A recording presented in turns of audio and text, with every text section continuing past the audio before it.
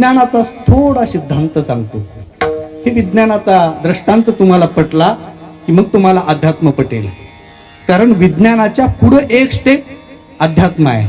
काही मूर्ख लोकांना आणि कळणं झाले. म्हणजे किती मूर्ख, जे अख्खा महाराष्ट्र वारकरी संप्रदायाच्या नावावर जीवन जगताय.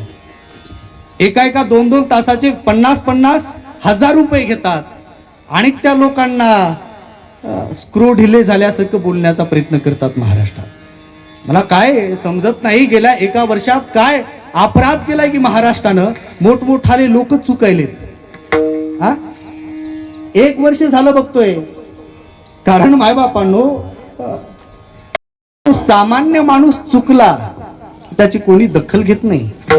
पण ज्याच्यावर हजारो लोकांची श्रद्धा आहे, हजारो लोकांची निष्ठा आहे, तो जर मायबापांनो त्याचा पाऊल जर घसरला तर त्याच्या जीवनाला स्वतः परिणाम काही होणार नाही, पण माग सगळ्या अनुयायीचं जीवन बर्बाद झाल्याशिवाय राहणार.